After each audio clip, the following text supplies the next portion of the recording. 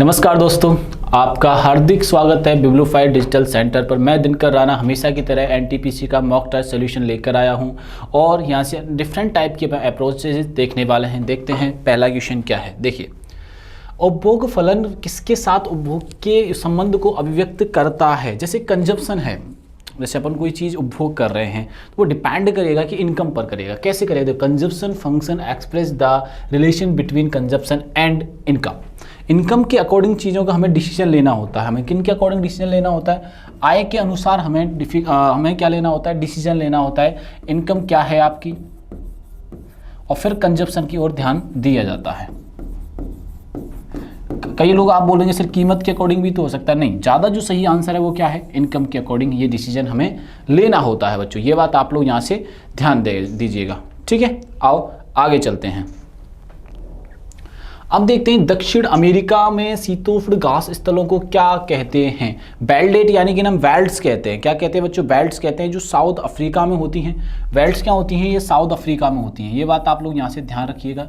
ये कहाँ पर होती है? साउथ अफ्रीका में होती हैं। डाउन्स जो होते हैं वो कहाँ होते हैं? ऑस्ट्रेलिया में होते हैं। डाउन्स कहाँ पाए जाते हैं? ऑस्ट्रेलिया में पाए जाते हैं। हमसे जो पूछा गया है कि साउथ अमेरिका, क्या बताइए आप लोग? हमसे जो पूछा गया वो क्या पूछा गया है? साउथ अमेरिका का। और साउथ अमेरिका का जो होता है वो होता है पंपास। साउथ अमेरिका का क्या कर देंगे हम लोग? दक्षिण अमेरिका का पूछा गया, ध्यान से देखिए। दक्षिण अमेरिका में जो घास स्थल होते हैं, मतलब घास के दूसरा नाम क्या होता है? जैसे हमारे यहाँ पे ग्रास नॉर्मली अपन बोल देते हैं, बोले हरी घास हो गई, ऐसे करके वहाँ घासों के डिफरेंट टाइप नाम होते हैं। ऐसे मैंने क्या कहा आपसे पहले? साउथ अमेरिका कहा। किसको कहा? पंपास को साउथ अमेरिका में जाना जाता है। वेल्ड्स बोलते हैं इनको। एक्चुअली में नाम क्या है इसका? वेल्ड्स। वेल्डट नहीं होता, वेल्ड्स होते हैं। और वेल्ड्स ध्यान रखिएगा आप लोग यहाँ से, वेल्ड्स। और वेल्ड्स को क्या बोला जाते हैं? साउथ अफ्रीका में ये मिलते हैं। ये बात आप लोग यहाँ से ध्यान में रखिएगा। अफ्रीका में होता है। साउथ अफ्रीका मतलब अफ्रीका से, अरे ये अफ्रीका है, ये बात ध्यान रखो। मतलब साउथ अफ्रीका, क्योंकि अभी मैच चल रहा है आजकल तो वो माइंड में चीज़ें रह जाती हैं, तो अफ्रीका ध्यान रखेंगे। मैं कॉन्टिनेंट की बात कर रहा हूँ, यहाँ साउथ अमेरिका की बात कर रहा हूँ। प्रियरीज ये जो पाया जाता है बच्चों, ये नॉर्थ अमेरिका में होता है। ये कहाँ पे होता है? ये नॉर्थ अमेरिका में पाया जाता है। तो ऐसे करके हमने सभी कॉन्टिनेंट के बारे में पढ़ा, क्योंकि अफ्रीका जो है, साउथ अफ्रीका जो है ना, वो कॉन्टिनेंट नहीं है बल्कि एक देश है। साउथ अफ्रीका जो है वो एक देश है और अफ्रीका एक कॉन्टिनेंट है। साउथ अफ्रीका क्या है बच्चों? एक कंट्री का नाम है, और हम बात कर रहे थे कॉन्टिनेंट की, इस वजह से वो हो गया, ठीक है। और अफ्रीका की अगर मैं आपसे बोलूं तो अफ्रीका एक क्या है? कॉन्टिनेंट है। क्लियर हुआ कि नहीं हुआ? कॉन्टिनेंट हो गया। डाउन्स ऑस्ट्रेलिया में होते हैं। ये सारी चीज़ें याद रखनी है। हमारा जो आंसर हो जाएगा पंपास साउथ अमेरिका में पाया जाता है। ये बात आप लोग यहाँ से ध्यान रखना, ठीक है। आगे चलते हैं, देखिए ढंग से देखिएगा। निम्नलिखित में से किसने सिक्कों पर कार्तिकीय मोर गरुड़ के चित्र खुदवाए थे? ठीक है, किससे वो जो खुदवाए थे बच्चों? किसके खुदवाए थे? वो थे अपने कुमारगुप्त के द्वारा। गुप्ता टाइम पर होता है, कुमारगुप्त के द्वारा।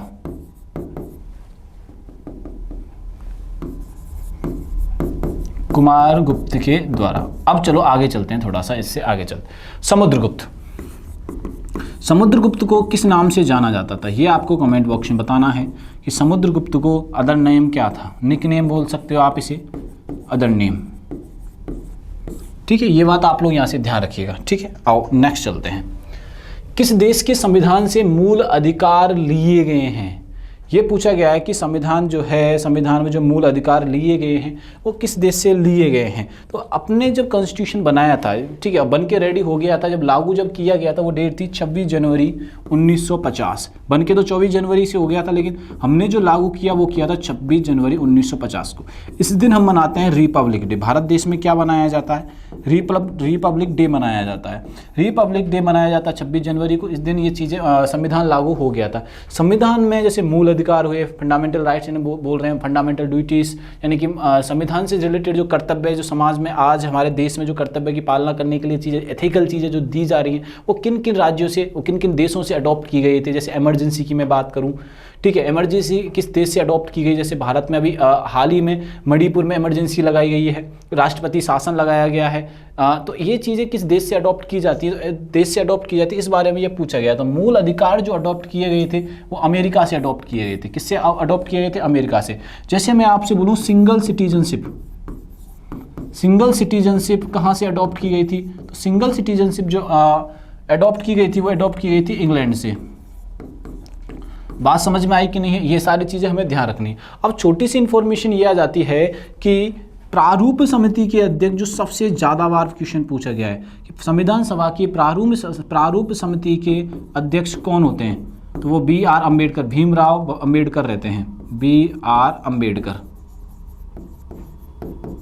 अब थोड़ा अलग क्वेश्चन में बताता हूँ स्ट्रेंथ, जो कि आपके एग्जाम में रेयरली पूछे जाने की संभावना है कि इसमें मनी कितना लगता है, संविधान को बनाने में मनी जो धन का खर्चा हुआ था वो कितना हुआ था, 63,96,729 रुपये बच्चों खर्च होते हैं। कहाँ पे खर्च होते हैं? मनी संविधान को बनाने में। ये बात आप लोग यहाँ से ध्यान रखना। भारत का लिखित संविधान विश्व का सबसे बड़ा संविधान है।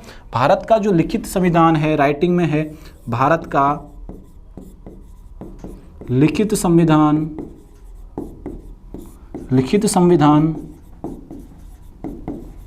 विश्व का सबसे बड़ा संविधान है, विश्व का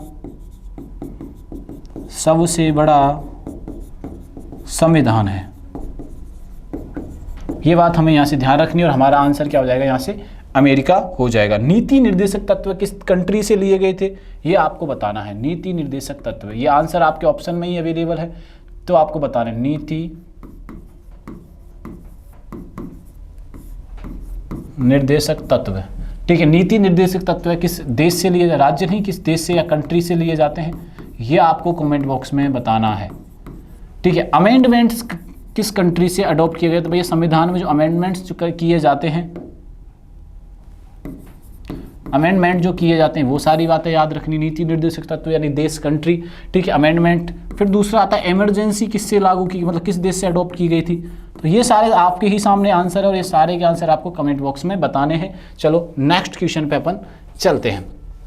कौन सी गैस हवाई जहाज को टायर में भरने के लिए प्रयोग की जाती है, तो हवाई जहाज के जो टायरों में भरा जाता है वो भरी जाती है नाइट्रोजन गैस, क्योंकि नाइट्रोजन गैस जल्दी से जलती नहीं है।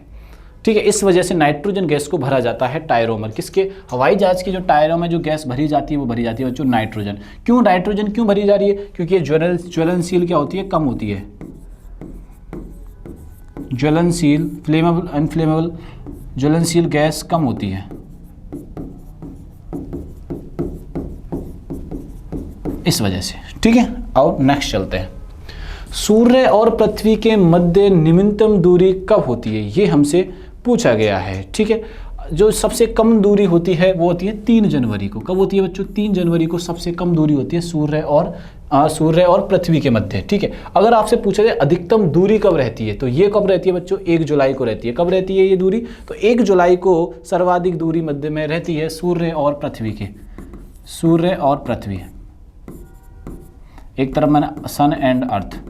आपसे पूछे मैक्सिमम, तो मैक्सिमम में क्या आंसर आता है अपना? 1 जुलाई आता है।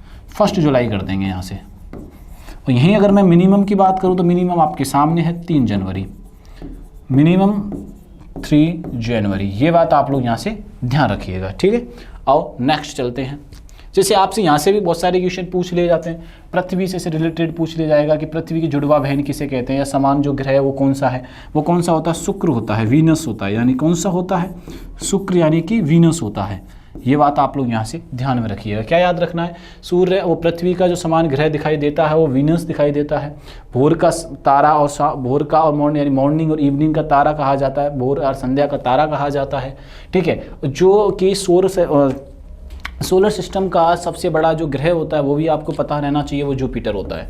और कमेंट बॉक्स में आपको ये बताना है कि सबसे छोटा ग्रह कौन सा है। जुपिटर तो मैंने लार्जेस्ट यानी कि बिगेस्ट यानी बड़ा सबसे कर दिया। स्मॉलेस्ट जो आपसे पूछ रहा हूँ वो आपको बताना है बच्चों कमेंट बॉक्स में। स्मॉलेस्ट के बारे में आपको कमेंट बॉक्स में बताना है। आप कमेंट बॉक्स में भी एक्टिव रहा कीजिए, वो ज़रूरी है चीज़ों को जानने के लिए, और आपकी एक्टिवनेस ही हमें खास बनाती है। आइए नेक्स्ट चलते हैं। मेशान कणों की एकदम सही अनुमान के लिए किसको नोबेल पुरस्कार दिया गया था? मेशान कणों का सही अनुमान लगाने के लिए एच युकावा को मिला था बच्चों। ये जापान के थे, ये जापान के हैं एच युकावा। अब बात की गई है नोबेल पुरस्कार की, तो इससे रिलेटेड बहुत सारे क्वेश्चन आपके एग्जाम में पूछे गए। SSCGL 2024 में पूछे गए थे, 23 में भी पूछे गए और 22 में भी पूछे गए। तो ऐसे करके हर बार एग्जाम का SSCGL हुआ, CHSL हुआ, CPO हुआ, GD हुआ, ठीक है, रेलवे का एग्जाम हुआ, तो ऐसे करके बहुत सारे एग्जामों में ये क्वेश्चन क्वेश्चन आते हैं तो रेलवे के हाल ही एनटीपीसी में कई सारी शिफ्ट होंगी, तो डेफिनेटली मैं डैम श्योर हूँ कि यहाँ से क्वेश्चन डेफिनेटली आएगा। तो इसकी मैं बेसिक एक जानकारी आपको देता हूँ। नोवेल, अल्फ्रेड नोवेल,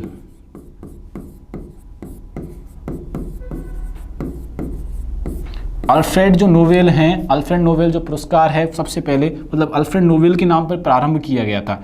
ठीक है, ये कहाँ के रहने वाले थे? स्टॉकहोम,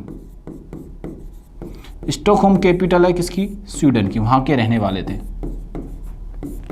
ये पुरस्कार जो पहली बार जब दिया गया था वो था बच्चों 1900 में। ठीक है, पहली बार दिया जाता है, हाल ही में 2024 में दिए गए थे। ठीक है, इसकी दो डेट होती है बच्चों, एक तो होती है 5 दिसंबर, एक डेट क्या होती है बच्चों?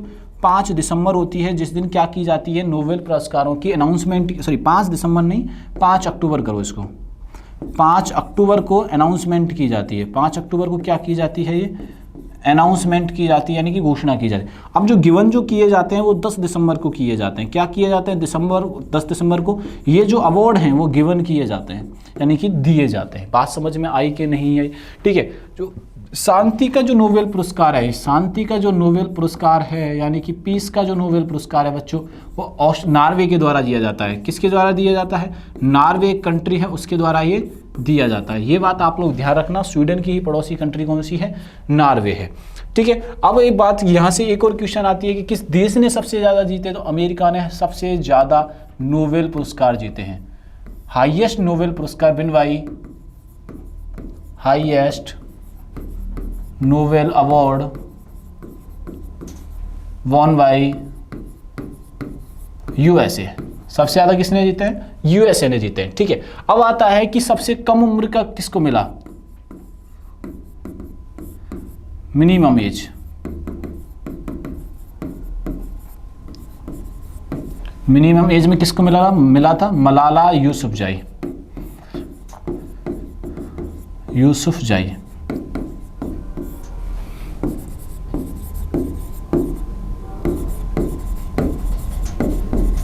मलाला यूसुफजाई को मिलता है। कब मिलता है? 2014 में मिलता है। ईयर कौन सा था बच्चों? 2014 था। एज कितनी थी इसकी? तो एज थी मात्र 17 ईयर ओल्ड होती है। कौन? मलाला यूसुफजाई। मलाला यूसुफजाई किस देश की रहने वाली हैं? वो ये रहने वाली हैं पाकिस्तान की। ठीक है, और हाईएस्ट यानी कि सबसे बुजुर्ग व्यक्ति को जो मिला हुआ है वो किसको मिला हुआ है? तो वो जॉन गुडनईफ को मिला हुआ है बच्चों। किसको मिला हुआ है? John Goodenough. किस में मिला था? इनको मैं बता दूं, इनको ये बताया नहीं मैंने, इनको मिला था बच्चों पीस के अंदर। इनको किस में मिला था? पीस में। और जॉन गुडनईफ को जो मिलता है 2019 में केमिस्ट्री में मिलता है। 2019 में मिलता है, केमिस्ट्री के अंदर मिलता है। ये बात आप लोग यहाँ से ध्यान रखना। तब इनकी उम्र कितनी थी? 97 ईयर्स। ये बात आप लोग ध्यान रखना। ये जॉन गुडनईफ की कहानी बताई है मैंने कि इनको केमिस्ट्री में मिलता है, 2019 में मिलता है। 97 ईयर्स के जब हो जाते हैं तो ये इनको अवार्ड से सम्मानित किया जाता है। और मलाला यूसुफजाई को कब मिला था? 2014 में मिला था। एज इनकी 17 ईयर्स थी। और किस में मिला था बच्चों? इनको पीस में इनको ये मिला था। तो ये नोबेल पुरस्कार की कुछ स्पेशल कहानी है। अब ये चीज़ आपको ध्यान में रखनी है। जैसे पहले भारतीयों का नाम आ जाता है, जैसे मैंने कहा फर्स्ट इंडियन, तो फर्स्ट जो व्यक्ति हैं, फर्स्ट इंडियन जो है वो है रविंद्रनाथ टैगोर।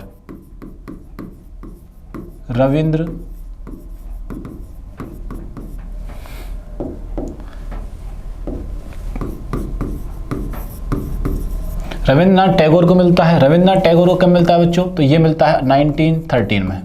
ठीक है, किस में मिलता है बच्चों? पीस में पीस नहीं, लिटरेचर में मिलता है। किस में मिलता है बच्चों? लिटरेचर में मिलता है। ये बात आप लोग यहाँ से ध्यान रखना। और लिटरेचर में जीतने वाले फर्स्ट नॉन यूरोपियन पर्सन थे उस टाइम पर, पहले नॉन यूरोपियन व्यक्ति भी थे। तो ये खास बात है इनके बारे में, ये बात आप लोग यहाँ से ध्यान रखिएगा। ठीक है, अब नेक्स्ट क्वेश्चन पे चलते हैं अपन। आ जाओ, निम्नलिखित में सम्मिलित कीजिए। ठीक है, आप लोगों ना इसको ना, मैं आपको एक चीज़ बताता हूँ, आप ना इनको कम देखा करो। आप देखा करो, जब पहला चीज़ देखा, जैसे ऑप्शन है अपने पास, देखो मैं कहूँ एनोमीटर। एनोमीटर किसको नापता है? हवा को नापता है। हवा देखो ये रहा। ए में 2 देखो, आओ यहाँ पे, ए में 2 है, तो ये ऑप्शन कनेक्ट डिस्कनेक्ट बिल्कुल एलिमिनेट ही हो गया। अब बचे हमारे पास, अब क्या 50% हमारे पास संभावना है कि क्वेश्चन सही हो जाएगा। ये तो हट ही गया, इसको तो हटा ही दो लोग, मैं हटा ही देता हूँ, इनका तो कोई काम ही नहीं है भैया। जो चीज़ स्टार्टिंग में ही मैच नहीं आई उसका तो क्या ही मतलब बचा। अब जब आगे देखते हैं हम लोग, अब आगे चलते हैं। अब वोल्ट मीटर का क्या है? वोल्टेज होता है। अब देखो बी में 1 है क्या? अब ये रहा, बस देखो ये आंसर आ गया अपना। आगे क्या हो रहा है यहीं पे एलिमिनेट कर दो। बोला सर ये गलत है, ये मैं बोल रहा हूँ ये गलत है। हमारा आंसर यही करेक्ट है, यहाँ टाइम बचेगा हमारे पास। आरआरबी का एग्जाम हो या एसएससी, यहाँ पे टाइम लो, ये आंसर हो गया, मैं आगे जा ही नहीं रहा। ठीक है, आओ नेक्स्ट चलते हैं। निम्नलिखित में से कौन सा प्रस्ताव संघीय बजट से संबंधित है? वो है कट यानी कि कटौती। कौन सा प्रस्ताव संघीय बजट से संबंधित होता है? तो वो कटौती होता है। ये बात आप लोग यहाँ से ध्यान रखिएगा। चलो नेक्स्ट पे चलते हैं। मांग लोच किसी वस्तु की मांग की गई मात्रा के उसकी प्रति अनुक्रियाशीलता को मापती है, वस्तु की कीमत में परिवर्तन को नापती है। आपने डिमांड वाला जो रूल देखते हैं तो डिमांड वाला चीज़ यही बताती है कि वस्तु की कीमत में परिवर्तन यानी change in the price the goods. ठीक है, ये बात आप लोग यहाँ से ध्यान रखना। मांग की लोच जो होती है, तो हमारा आंसर क्या हो जाएगा? ए हो जाएगा। जैसे कि मैंने कहा डिमांड बढ़ रही है, डिमांड का रूल चलता है प्राइस से, तो प्राइस जैसे बढ़ेगी, जैसे मैंने कहा प्राइस बढ़ी, तो प्राइस बढ़ी का मतलब क्या? डिमांड क्या हो जाएगी? डाउन हो जाएगी। जैसे प्राइस क्या होगी? कम हो जाएगी, तो डिमांड क्या होगी? बढ़ जाएगी। लेकिन कुछ ऐसी वस्तुएं होती हैं जिनमें ये रूल काम ही नहीं करता। ये विलासिता की वस्तुएं, जैसे कि विलासिता की वस्तु में ऐसी चीज़ें काम नहीं करती हैं, तो ये बात आप लोग यहाँ से ध्यान रखना। ये डिमांड का रूल होता है। सप्लाई का ठीक इससे डिफरेंट चलता है। निम्नलिखित में किस रक्त समूह का व्यक्ति सार्वभौमिक दाता होता है? मैं सबको दे देता, दान ही है भाई, लेता जाओ लेते जाओ। ऐसे जैसे कि ब्लड ग्रुप होता है, किसी का ए होता है, किसी का ए, किसी का बी होता है, ए बी होता है, ओ होता है, तो ऐसे ही करके जो ब्लड ग्रुप के लोग होते हैं वो सभी को वो क्या वो करते हैं? ब्लड दे सकते हैं। सभी को क्या दे सकते हैं? ब्लड दे सकते हैं। और ए बी के क्या होते हैं? सभी से ले सकते हैं। तो ये तो होता है सर्वदाता, सार्वभौमिक दाता। ये क्या होता है? सर्वदाता। और ये कौन होता है? सर्वग्राही, सभी से अडॉप्ट कर सकता है। ठीक है, आओ आगे चलते हैं। नेक्स्ट, राष्ट्रीय आय को दर्शाती है। राष्ट्रीय आय का मतलब है भारत के बाउंड्रीज के अंतर कैसे भी आय होनी चाहिए अपने को, तो ठीक है, अपने पास मनी आना चाहिए। कैसे सुनते देखते हैं। एक वर्ष में सरकार के राजस्व, सरकार के बजटीय राजस्व, देश में समस्त साधन आय के कुल योग को बोलते हैं भैया। देखो सी आपके सामने है, sum the total of all factor earning in the country, तो ये आ गया सी आंसर। ठीक है, आगे चलते हैं। नेक्स्ट, सेना पुनर्गठन के मामले में किस वायसराय ने 1905 में इस्तीफा दिया था? 1905 बंगाल विभाजन, तो लॉर्ड कर्जन थे भैया। कौन थे? Lord Curzon. ये बात आप लोग यहाँ से ध्यान रखिएगा। ठीक, आओ नेक्स्ट चलते हैं।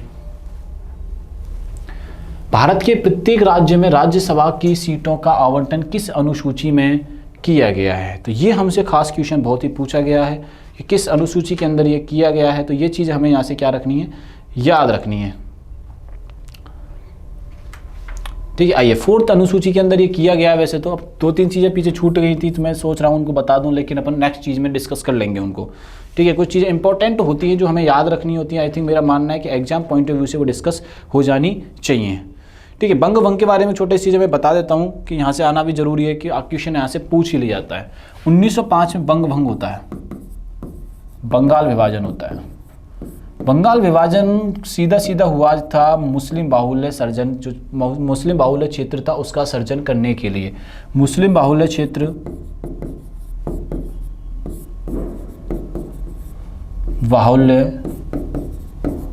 का सर्जन करने के लिए ये बात आप लोग यहाँ से ध्यान रखिएगा। ठीक है, आगे चल सकते हैं। ये अपन ने सोल्यूशन कर लिया, 4th सूची में ये आता है। ठीक है, आओ आगे चलते हैं नेक्स्ट क्वेश्चन पर। प्राकृतिक तरीके से सड़नशील प्रदूषक हैं, सेवेज, मलजल, प्लास्टिक, ये सारे सड़ सकते हैं, कोई इश्यू नहीं है इसमें, सब में ही। ये भी हो सकता है, ये भी। ये तो पहले मैंने एक एसटी कोई सोल्यूशन दिया था आपको, उसमें आया हुआ है ये क्वेश्चन। अब क्या इसमें 2 चीज़ों एक्स्ट्रा डाल दिए, तो हमारा आंसर क्या हो जाएगा? डी हो जाएगा यहाँ से। नाटो का मुख्यालय कहाँ है? तो नाटो का मुख्यालय है ब्रुसेल्स में। कहाँ पे भैया? नाटो का जो मुख्यालय है वो है ब्रुसेल्स में। ये बात आप लोग यहाँ से ध्यान रखने वाली बात है। ठीक है, ये बात आप लोग यहाँ से ध्यान रखिएगा। इसकी जो स्थापना जो होती है वो 4 अप्रैल 1919 में होती है। कहाँ पे? ब्रुसेल्स में है। 4 अप्रैल 1949 में नाटो की स्थापना होती है। ठीक है, आ जाओ नेक्स्ट चलते हैं हम लोग। किस देश के अध्यक्ष अपने चुनाव के बाद अपनी पार्टी से सभी प्रकार का संबंध समाप्त कर लेते हैं? तो ये जो देश है वो है इंग्लैंड। इंग्लैंड वाले अपने चीज़ों को समाप्त कर लेते हैं। अब यहाँ से ध्यान रखना, इंग्लैंड की कैपिटल क्या है? तो इंग्लैंड की कैपिटल है लंदन। अब आपको बताना है किस रिवर की किनारे पर है ये? और इंग्लैंड की मुद्रा क्या है? रिवर के लंदन सिटी बतानी है सिटी बतानी है किस नदी के किनारे पर है, और इंग्लैंड की करेंसी क्या है ये आपको बतानी है। दोनों के दोनों क्वेश्चन हमारे एग्जाम में आ चुके हैं। ठीक है, इसका मैं बता देता हूँ। चलो, पाउंड होता है, क्या होता है? पाउंड होता है। लेकिन ये आपको रिवर का क्वेश्चन आपको देना है। ठीक है, आओ नेक्स्ट पे चलते हैं। द्रोणाचार्य पुरस्कार किसे दिया जाता है? तो खेल प्रशिक्षक जो द्रोणाचार्य थे उनका शिष्य अर्जुन थे। तो एक हम ट्रेनर या प्रशिक्षक जो चीज़ों को सिखाता है, जैसे टीचर जैसे अपने स्टूडेंटों को सिखा रहा है, उस टीचर को दिया जाता है जो खेल की जगत में अपने जो शिष्य हैं उनको सिखाने का कार्य करता है। द्रोणाचार्य पुरस्कार उन्हें दिया जाता है। पहली बार जो द्रोणाचार्य पुरस्कार दिया जाता है वो 1985 में दिया जाता है। तो आप ध्यान रखना, खेल प्रशिक्षक को दिया जाता है द्रोणाचार्य पुरस्कार, और द्रोणाचार्य पुरस्कार की जो शुरुआत होती है वो 1985 में हो जाती है। ये बात आप लोग यहाँ से ध्यान रखना कि द्रोणाचार्य पुरस्कार की शुभारंभ जो होता है वो कब हुआ था? 1985 में हो गया था। ठीक है, आओ अब चलते हैं कि किस संशोधन के अधिनियम से मतदान की आयु 21 से घटाकर 18 कर दी गई थी। अमेंडमेंट जो 61 होता है 1988 में या 1989 में उसको लागू कर दिया जाता है, तो वो पहली बार किया गया। इससे कि वयस्कता उम्र 18 निर्धारण कर दी गई थी, क्योंकि उसमें ज़्यादा से ज़्यादा लोग वोटिंग कर सकें, मतदान कर सकें। उसमें मतदान करने वालों की संख्या बढ़ेगी तो क्लियरेंस बढ़ेगा, मतदान करने वाले बढ़ते हैं तो डिसीजन मेकिंग में आसानी हो जाती है। ठीक है, तो अब जो 61 जो हुआ था अमेंडमेंट, उसमें ये चीज़ें शामिल की गई थी। 21 से वर्ष घटाकर 18 वर्ष की उम्र कर दी गई। जैसे आज के टाइम पे हम देखते हैं, ठीक है, आज के टाइम पे हम जब देखते हैं, क्या देखते हैं कि हम लोग जो पहली बार मैंने जो वोटिंग की वो 18 वर्ष की आयु में की थी।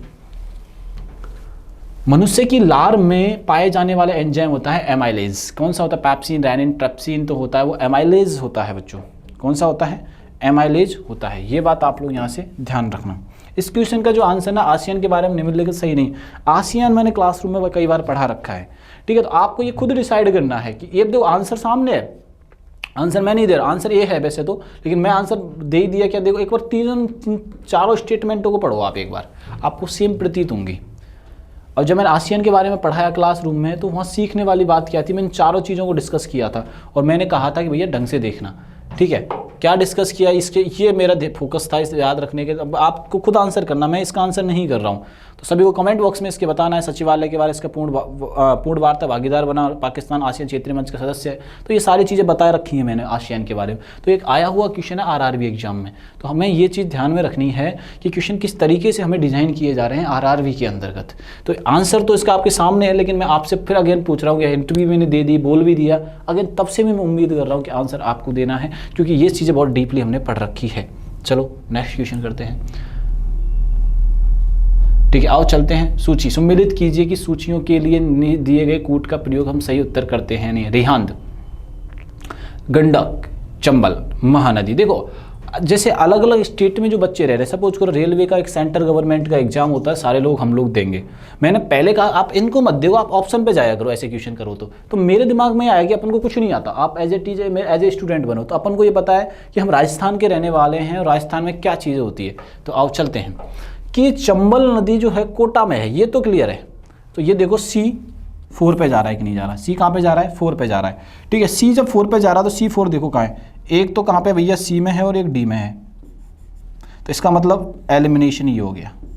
और ये क्वेश्चन मैंने पिछले वाले में आपको बताया था। ऐसे क्वेश्चन मैं इसलिए ले रहा हूँ कि आपको एलिमिनेशन मेथड सिखाया जा सके। तो एलिमिनेशन से अब हमारी संभावना बढ़ गई। हाँ भैया, अब हम आंसर के क्लोज हो गए। चलो अब देखते हैं गंडक। चलिए रिहांद पे चलते हैं। रिहांद कहाँ पे? यूपी में है, ये सुना हुआ लग रहा है। तो यूपी वाल्मीकि नगर, पिपरी, कोटा। तो हीराकुंड में ना हो गया। अब ये देखो A में 2 कहाँ पे है, सॉरी B में 2 कहाँ पे है, और A में देखो C में देखो, पहला C में किया था। अब देखते हैं A में 2 कहाँ पे। A में 2 देखो कहाँ, यहाँ पे भी नहीं है और यहाँ पे, मतलब इसका मतलब है रिहांद क्या है? हीराकुंड में बता रखा है इसने। A कहाँ बता रखा है? हीराकुंड। तो अभी देखो ये तो ऑप्शन है नहीं। A में 3 पिपरी। गंडक का देखो, अब गंडक रिवर पे चलते हैं। गंडक कहाँ पे बच्चों? बिहार में है। गंडक कहाँ पे? बिहार। तो B में देखो 2, B में ये रहा, और वाल्मीकि नगर भी तो वहीं पे ही है। आगे चलते हैं, चलो चंबल करी। महानदी, महानदी पिपरी पे। अब देखो ऑटोमेटिक सारी चीज़ें मिल रही हैं। अगर आप ईमानदारी से चीज़ों को करते हैं तो आराम से मिल जाएगा। देखो सबसे पहले ये ऑप्शन देखते हैं, A में 3 क्या है? पिपरी। A में क्या है? रिहांद क्या है? पिपरी पैर। अरे मैंने गलत मैच कर दिया है, आपको मैंने सही कर देता हूँ इसको। मैंने आपको सिखाने के चक्कर में मैंने गलत कर दिया। चलो अब आगे चलते हैं। इधर आओ, A में 3। A में रिहांद कहाँ पे आ रहा है? पिपरी पे आ रहा है। ठीक है, आ जाओ। गंडक कहाँ पे आ रहा है? गंडक जो आ रहा है वो कहाँ पे आता है? वाल्मीकि नगर। ये बिल्कुल सही आ गया। तो तो बी में ये देख लो, ये वाला ये आ गया। सारे मैच हो रहा है कि नहीं हो रहा है, ये भी मैच हो रहा है कि नहीं हो रहा। तो यही चीज़ मैं आपको सिखा रहा था। सी में देखो कहाँ पे है, सी कहाँ पे है, 4 में, सी 4 ये रहा। तो ये सारा सीधा सीधा आंसर अपने सामने आ गया है। तो मैं ये बोल रहा हूँ सारे आंसर भी नहीं पता होता तभी भी एलिमिनेशन कर सकते हैं। आ जाओ आगे। मूलतः चचनामा किस भाषा में लिखा गया था, ये आपको बताना है। चचनामा एक्चुअल में चच सिंधु का राजा था। चच जो था ना, सिंधु प्रांत का राजा था। सिंध प्रांत का क्या था, ये राजा था। सिंध प्रांत के राजा थे कौन, चच। उन पे बेस लिखा गया है चचनामा। तो आप ये कहना चाह रहे हो सर इसमें जो इन्फॉर्मेशन मिली होगी वो सिंध की मिली होगी, बिल्कुल सही कहना है। ठीक है, अब ये जो लिखा गया था वो फारसी भाषा में लिखा गया था। पैरसियन जिसको बोलते हैं, फारसी भाषा में लिखा गया था। अरब आक्रमण के समय, आक्रमण कौन कर रहा था इन पे, अरब आक्रमण के समय चचनामा लिखा जाता। तो आंसर क्या हो जाएगा, बी हो जाएगा हमारा। आंसर क्या हो जाएगा यहाँ से, बी आंसर हमारा हो जाएगा। ये बात आप लोग यहाँ से ध्यान रखिएगा। ठीक है, आगे चलते हैं, चलिए आइए।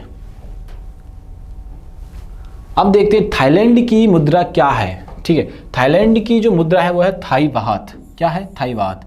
और इसकी जो कैपिटल है वो है बैंकॉक। ठीक है, इसकी कैपिटल क्या है, बैंकॉक, और थाई बात है।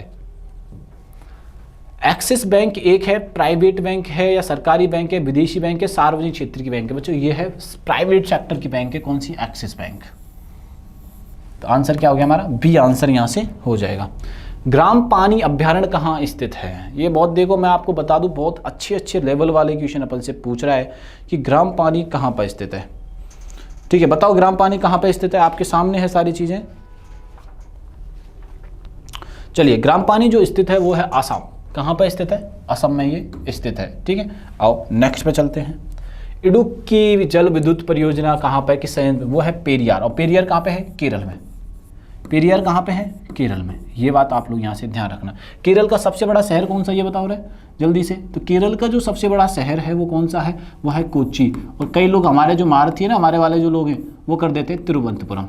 अपने वाले क्या कर देते हैं, तिरुवनंतपुरम। और जब मार्क्स कट जाते हैं तो फिर वो कहते हैं अरे सर गलती हो गई।